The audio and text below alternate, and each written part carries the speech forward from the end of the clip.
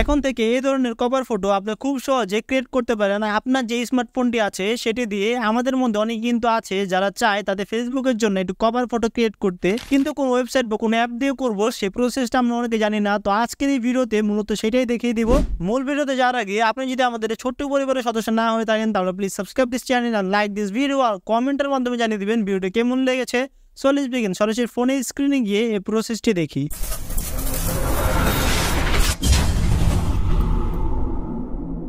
তো চলে যাব আমাদের যে প্লে স্টোর আছে সেখানে। প্লে স্টোর আসার পর সার্চে টাচ করে আমরা লিখবো হলো ক্যানভা। লেখার পর সার্চে টাচ করব। এরপর দ্বিতীয় নম্বর যে অ্যাপটি আছে ক্যানভা, এই অ্যাপটিকে আমরা ইনস্টল করে নিব। ইনস্টল হয়ে যাওয়ার পর ওপেন টাচ করব। এরপর ফেসবুক বা জিমেল দিয়ে আমরা কানেক্ট করে নেব আমাদের এই অ্যাপটিকে। লগ ইন হয়ে যাওয়ার পর এখান থেকে আমরা সার্চে টাচ করব। এরপর আমরা লিখবো হলো aesthetic elegant fashion Facebook cover. এটা আমি এখন লিখে দিচ্ছি। লেখার পর সার্চে টাচ করব। তারপর এখান থেকে কিন্তু আমরা অনেক ধরনের কভার ফটো পেয়ে যাব। আমাদের যেটা ভালো লাগে সেটা এখানে সিলেক্ট করে দিতে পারি। আমি ধরুন ফার্স্টে যে কভার ফটোটা আছে সেটা সিলেক্ট করে দিচ্ছি। অলওয়েজে টাচ করব।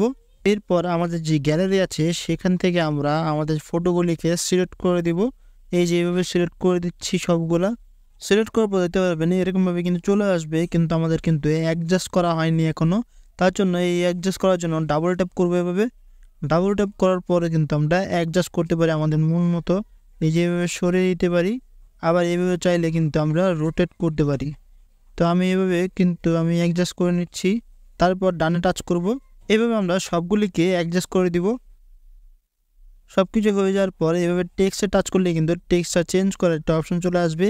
এখান থেকে আমরা এডিটে টাচ করব, তাহলে কিন্তু টেক্সটটা আমরা চেঞ্জ করতে পারবো। এখান থেকে আমি এখন কক্সবাজার লিখে দেব। লেখার পরে এখান থেকে আমরা যে কোনো সাইডে টাচ করব, তাহলে কিন্তু এখানে কক্সবাজার যে লেখাটা আছে সেটা সিলেক্ট হয়ে যাবে। এখন আমাদের মূল কাজ যেটা সেটা হলো এই ফটোটাকে ডাউনলোড করার জন্য বা এক্সপোর্ট করার জন্য আমরা এখানে টাচ করব।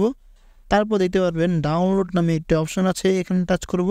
এরপর আমরা সিম্পলভাবে এটাকে টিক চিহ্ন দিয়ে দিব। টিক চিহ্ন দেওয়ার পর ডাউনলোডে টাচ করব। তাহলে কিন্তু দেখতে পারবেন আমাদের যে ফটোটা আছে সেটা ডাউনলোড প্রসেসিং শেষ হয়ে গিয়েছে অলরেডি। আমি যদি এখন ব্যাগে চলে যাই, ব্যাগে চলে আসার পর গ্যালারিতে চলে যাই, তাহলে দেখতে পারবেন আমাদের যে ইমেজটা আছে সেটা কিন্তু এখানে চলে এসেছে খুব সহজে। এটা কিন্তু আমাদের ফেসবুক যেটা আছে সেটাতে কভার ফটো হিসেবে কিন্তু ব্যবহার করতে পারি।